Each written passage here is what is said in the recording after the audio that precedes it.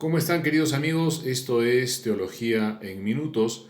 Hoy van a ser varios minutos más porque me he propuesto hacer una pequeña síntesis de esta clase sobre la unión hipostática que hemos tenido en la universidad. Yo le puse de subtítulo el núcleo de la fe cristiana, porque ciertamente toda la fe cristiana depende de manera absoluta de este dogma, la enseñanza que nosotros los cristianos creemos de que Jesucristo es una persona en dos naturalezas, la persona divina del Hijo, que realmente ha asumido la naturaleza humana sin perder la naturaleza divina. De esta afirmación depende la predicación cristiana. La autoridad de Cristo está absolutamente sometida a esta realidad. Si Él no fuera el Hijo del Padre venido en carne, que asumió realmente la naturaleza humana, toda su enseñanza queda vacía de sentido y se convierte en una mera colección de consejos morales muy interesantes, muy importantes, pero que también se ha dado muchas veces a lo largo de la historia del mundo. Por eso es que quería hacer un pequeño prolegómeno o unos prolegómenos sobre el tema del dogma. El dogma para los cristianos es entendido como una verdad suprarracional, no irracional o antirracional. Cuando uno la ve como antirracional o irracional, en realidad lo que está viendo es la limitación de la propia razón, que recibe de una razón superior, que es la de Dios, una verdad que está dada para ser creída y a la cual no podemos acceder por la razón ni deduciéndola de nada inmanente, viene necesariamente de arriba hacia abajo. Los cristianos en general somos muy conscientes de que esta afirmación, desde una perspectiva inmanentista, puede ser vista como una cosa ridícula o caricaturizada. Pero todas son caricaturas. En realidad, lo que ocurre con la verdad del dogma, esta enseñanza, dogma viene de dokein, que quiere decir enseñar, es recibida. Es recibida o es rechazada, pero no puede ser inventada, creada o producida por la mente humana. Esa es la idea.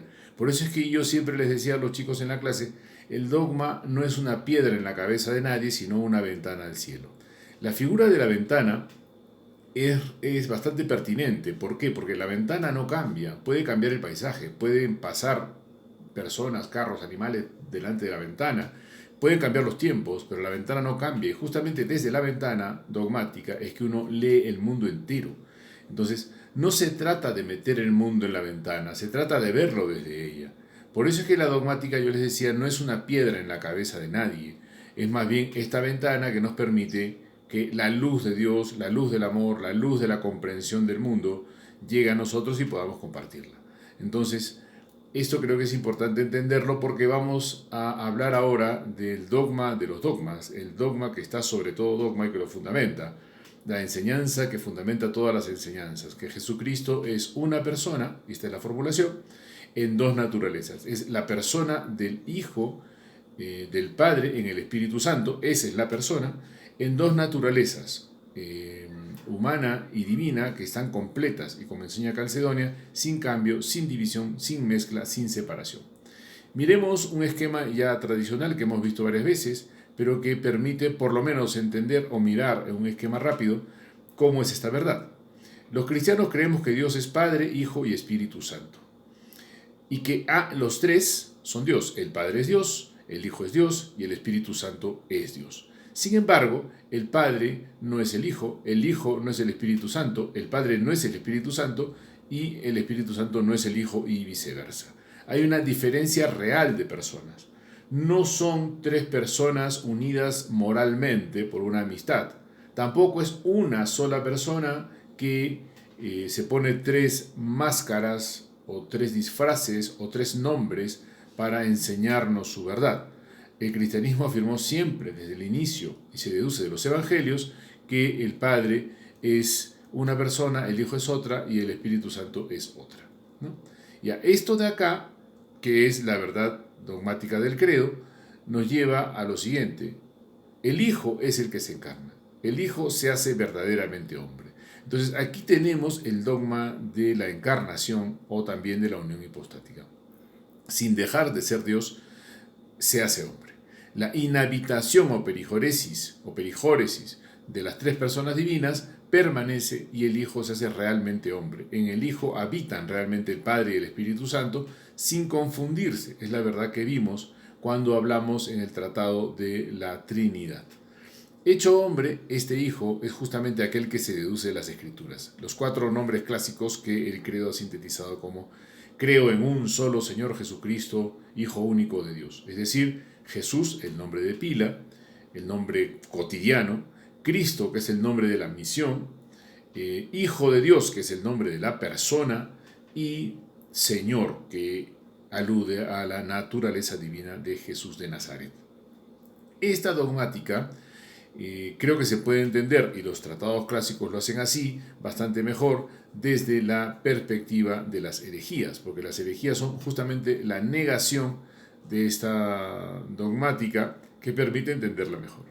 Entonces miremos, podemos agruparlas en las herejías, primero, humanistas, es decir, las que insisten en que Jesucristo es solamente Dios y que la divinidad es una especie de figura o razonamiento humano o atribución de algún tipo por Dios mismo. Lo primero es el lebionismo. El lebionismo se entiende claramente si uno se da cuenta de que es un judaísmo clásico más respetuoso con los cristianos, pero que reinterpreta el cristianismo desde la perspectiva de que Jesucristo es un Mesías, un elegido de Dios muy similar a Abraham, a Moisés, a Isaac, a Jeremías, a Elías, a David, ¿no? Pero no sale de eso. Es un hombre elegido, extraordinario, pero no pasa de ser el Mesías. Después tenemos el subordinacionismo, ¿no? El monarquianismo, y después el arrianismo y el apolinarismo. En verdad, el esquema viene a ser el mismo, hay algunas variaciones.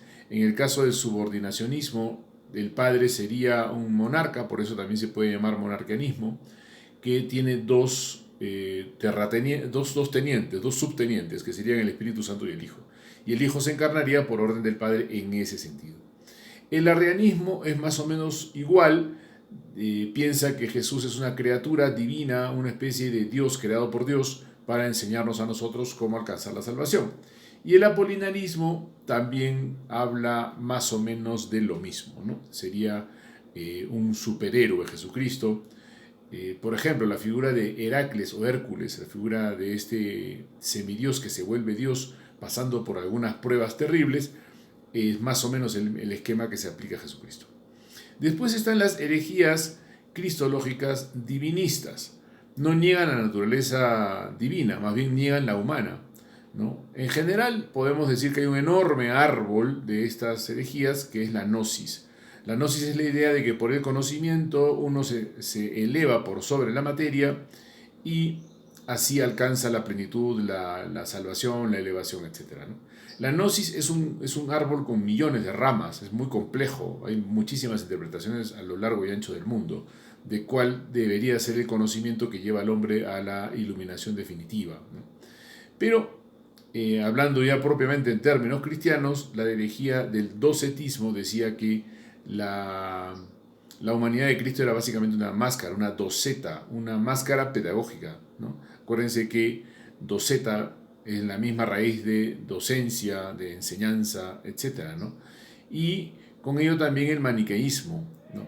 La dificultad de estas perspectivas no está en asumir que Cristo fuera Dios, más bien está en asumir que Él se hizo hombre, que asumió una carne humana. Eso les resulta inaceptable. ¿Por qué? Porque son enemigos de la materia, enemigos de la carne. La carne sería la fuente del mal y el espíritu, la vida anímica, sería la fuente del bien, típico del maniqueísmo, ¿no? Manes sostenía esto, había que purificarse de la materia para alcanzar un espíritu puro. Después tenemos las herejías que van contra la unidad de la persona de Cristo. Y aquí el más conocido es el nestorianismo. Recordemos que Nestorio fue patriarca de Constantinopla. Teodoro de Mopsuestia también es otro autor muy importante del nestorianismo, donde se introduce una división en la persona de Cristo. María sería madre del hombre, pero no madre de Dios. Entonces, hombre y Dios serían separados, serían distintos, ¿no? Serían básicamente personas distintas. El adopcionismo es otra modalidad por la cual Dios habría adoptado a un hombre. Pero aquí es como si no fuera un hombre completo, ¿no? Se dice que sería una especie de criatura que Dios adopta y la vuelve su hijo después de la resurrección, ¿no? Es un hombre como cualquiera, pero elevado por Dios, ¿no? Y en ese sentido hay una conexión con el arrianismo, ¿no? Al que quería combatir paradójicamente. Después tenemos las herejías que van contra la diferencia de naturalezas. El monofisismo, y aquí hay un autor muy importante que es Eutiques, por eso esta herejía también se puede llamar eutiquismo, por la cual se decía que había una sola naturaleza, que Jesucristo era cuerpo y alma, pero no espíritu divino. El espíritu era divino, pero el cuerpo y alma eran humanos. Entonces la idea, más o menos por decirlo de alguna manera, es que Jesucristo es una especie de avatar de Dios, ¿no? Una máquina que lo representa, un hombre no completo poseído por Dios, ¿no? Y de allí también se sigue el monotelismo. Tendría, por lo tanto, una sola voluntad, un solo entendimiento que sería divino, y todo lo humano sería fundamentalmente una ficción, una apariencia, no una realidad. Evidentemente, en todas estas herejías lo que se resiente es la idea dogmática de que Jesucristo es verdadero Dios y verdadero hombre, una persona en dos naturalezas, ¿no? Por eso es que es muy importante una de las principales propiedades de la unión hipostática, que es la comunión de idiomas. Poder decir de un hombre cosas divinas, poder decir de Dios cosas humanas, ¿no? Así podemos decir, Jesús es eterno, pero es un hombre. Jesús hace milagros, pero es un hombre. Jesús, qué sé yo, Jesús preexiste a la humanidad, pero es un hombre. Y también podemos decir de Dios cosas humanas. Dios nace, Dios muere, Dios come, Dios camina, y realmente lo hace porque este hombre verdaderamente es Dios. Entonces, esto de acá es una propiedad sumamente importante para entender la unión hipostática. Decir de Dios cosas humanas, decir del hombre cosas divinas. Una propiedad que es exclusivamente de Jesucristo, ¿no? La perijóresis cristológica es la otra propiedad sumamente importante también. Las dos naturalezas inhabitan entre sí por la simpleza de su pureza. Es decir, la naturaleza divina contiene totalmente a la humana, pero no la disuelve. La naturaleza humana contiene totalmente a la divina, pero no la disuelve. Estas representaciones que he puesto, el icono de Rublev, de la Trinidad, ¿no? Y otra figura clásica también en el barroco español latinoamericano, de un rostro que comparte ojos, ¿no? Y que por lo tanto son tres rostros. Son intentos de hablar de la inhabitación trinitaria, y yo lo ponía como ejemplo de esta inhabitación o perijóresis cristológica. Es decir, así como el Padre y el Hijo inhabitan en el Espíritu Santo, el Espíritu y el Hijo inhabitan en el Padre, el Padre y el Espíritu inhabitan en el Hijo, por esta razón, porque acuérdense que el Padre es Dios, el Hijo es Dios y el Espíritu Santo es Dios, y por lo tanto participan de todas las propiedades de Dios, es decir, la simplicidad, empezando por allí, la ausencia de límites, y por lo tanto el compartir entre ellos es absoluto, pero no se disuelven uno en el otro, ¿no? Por eso es que podemos decir, en la cruz muere el Hijo, no el Padre ni el Espíritu Santo. No, pero inhabita. Es que inhabitar no es estar identificado como sujeto, ¿no? Por eso es muy importante entender este asunto. Aquí yo les había puesto algunas preguntas que dan cuenta de cómo se vive la comunicación de idiomas. Pero la respuesta a las preguntas era este aforismo final, ¿no? La acción o pasión son del sujeto. La naturaleza es la condición de ambas cosas. ¿Qué cosa quiere decir esto? Que cuando decimos Dios nace, como el sujeto es la persona divina, entonces es totalmente propio decir Dios nace. Así como es totalmente propio decir Dios muere en la cruz. A la pregunta, ¿quién muere en la cruz? ¿Dios y el hombre? Uno suele pensar, muere el hombre porque Dios no puede morir. Es verdad que Dios no puede morir, a no ser que se haya hecho verdaderamente hombre. Eso es lo que afirma el cristianismo, que Jesucristo es verdaderamente hombre. No es persona humana, es persona divina, pero es verdaderamente hombre. La persona divina se ha hecho verdaderamente hombre, con inteligencia, con voluntad humanas. Aquí tenemos la declaración de Calcedonia, no vamos a leerla completa, pero es muy interesante resaltar lo siguiente. Los padres de Calcedonia lo que hacen es seguir una vieja tradición. No inventaron ellos el dogma, lo que hicieron fue sistematizarlo para precisarlo ante las herejías.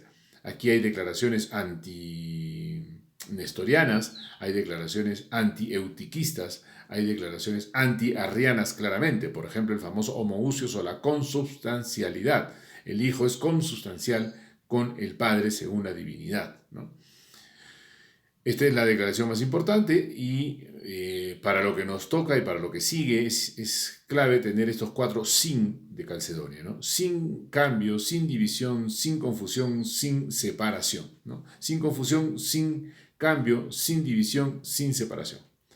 Es decir, así como las dos naturalezas actúan en Cristo, la naturaleza humana actúa en consonancia con la naturaleza de la gracia, ¿no? Bien, dos entendimientos, ¿no? En Cristo hay dos entendimientos, la ciencia infusa que le viene de Dios y la ciencia aprendida o adquirida que se desarrolla como la de cualquier otro ser humano, ¿no? Si nosotros negamos una de las dos cosas en el entendimiento de Cristo, estaríamos diciendo que es un hombre muy inteligente que entiende a Dios o que es Dios cuya inteligencia se ha disfrazado de inteligencia humana. No es así. En Dios están las dos inteligencias al mismo tiempo actuando justamente como actúan las naturalezas. Lo mismo podemos decir de las voluntades. Hay una voluntad humana y una voluntad divina en Cristo. Por eso es que la voluntad humana es redimida. Esta acepción es importantísima. Lo que no es asumido no es redimido. Y la salvación de Cristo es una salvación integral del ser humano. No es una salvación espiritualista que nos hace fugar de esta realidad, sino todo lo contrario, nos hace asumirla como Él mismo la asumió. Eso nos lleva a lo siguiente. La perijóresis cristológica es la bisagra para la acción de la gracia en la vida humana. ¿Qué estoy queriendo decir con esto? Estoy queriendo decir que esta perijóresis, es decir, esta inhabitación de una naturaleza en la otra, ocurre análogamente con nosotros. Ustedes y yo somos humanos, personas humanas de naturaleza humana.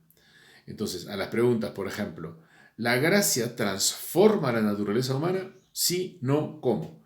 Sí la transforma en el sentido de perfeccionarla, pero no la transforma en el sentido de convertirla en otra cosa. La naturaleza humana se diviniza, pero no se convierte en otra naturaleza, es una naturaleza humana divinizada. Eso es lo que hace la gracia con nosotros, porque la gracia al final es la presencia de Dios en la vida humana. Por eso es que se distingue la gracia increada de la gracia creada. La gracia increada es Dios realmente presente en nuestras vidas y la gracia increada son los efectos de esa presencia en nuestras vidas. Bien, con eso estamos en la puerta del siguiente tratado que va a ser el Tratado de la Gracia. Listo. Ha sido un sistema tal vez un poco primitivo poner mi computadora delante de la pantalla, pero espero que sea útil para tener este asunto claro. Nos vemos en la próxima. Cuídense.